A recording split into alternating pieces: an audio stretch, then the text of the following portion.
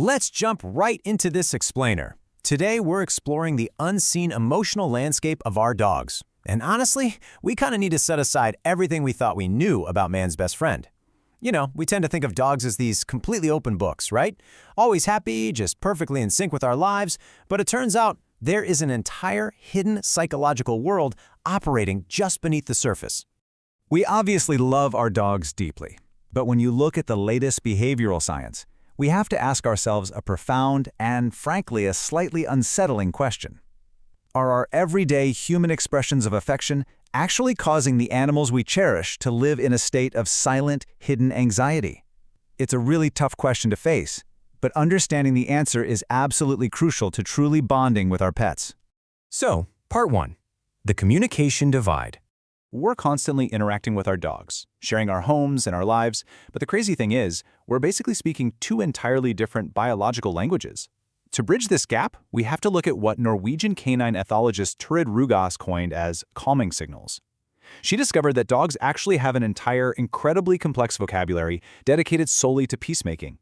These are specific cues they use to de-escalate stress and prevent aggression before it even has a chance to start.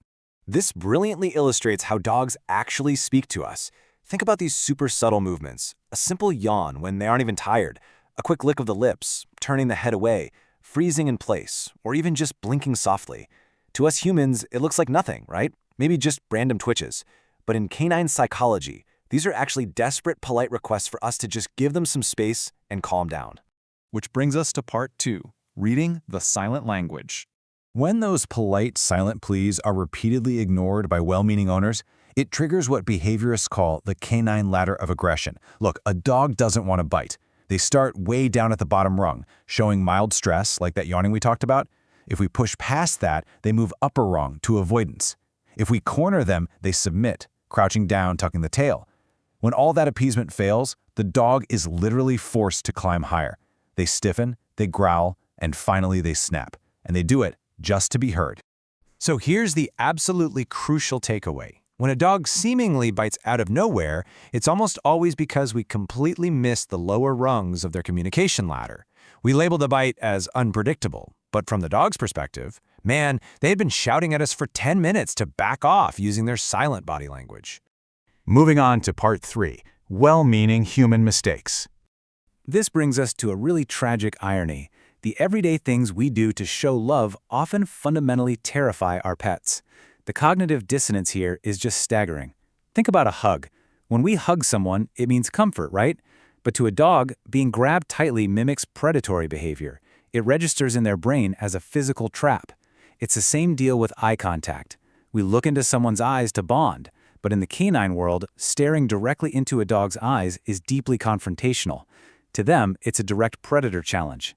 And the list of everyday stress triggers just goes on. Take pointing or shaking a finger at your dog. That is a universal stress inducer for them, especially because we usually do it while hovering over them in this menacing stance. Or, and we've all done this, think about when you take them to the vet and coo, it's okay, buddy." If you pair those comforting words with a scary needle or a painful nail clipping, you're accidentally teaching them that the phrase, "it's okay," is actually a terrifying warning siren that something awful is about to happen. Let's look at part 4, the science of canine stress.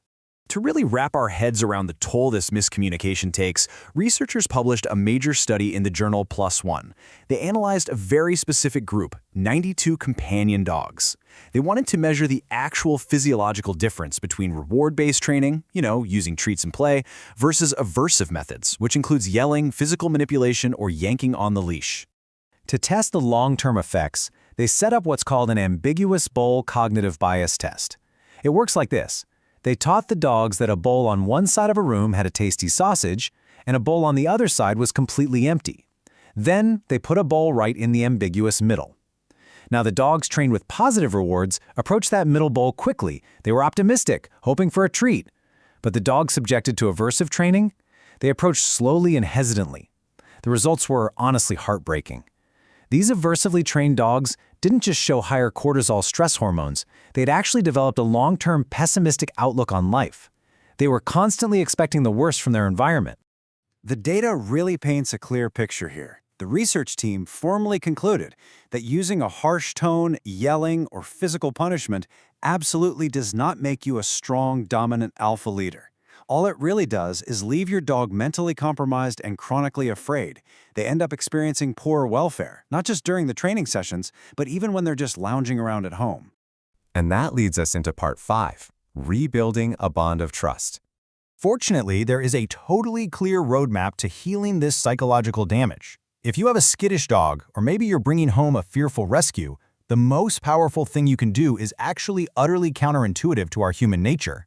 You need to ignore them. I know, it sounds crazy. Don't shower them with pity. Don't force hugs on them. Instead, provide a quiet, low-traffic, safe space and simply toss high-value, smelly treats in their general direction. Let them approach you at their own pace. By doing this, you're giving them the autonomy to observe you without the immense scary pressure of forced interaction. Now, building long-term confidence requires extreme consistency. Dogs absolutely thrive on predictable daily routines, so they always know exactly what's coming next. You want to use force-free positive reinforcement. Set up a covered crate as a true sanctuary, a place where they know for a fact they won't be bothered. If they're terrified of other dogs, you can slowly introduce them to a non-reactive, super calm, placid pal from a distance. And the biggest rule, never ever force a dog to face their fears head-on. By replacing unpredictable rules with reward-based choices, we literally give them back control over their own safety. Ultimately, our dogs are always talking to us. Through a quick lip lick, a random yawn, or turning their head away, they are constantly pleading for our patience and understanding. They're doing absolutely everything they can to peacefully communicate in our chaotic human world.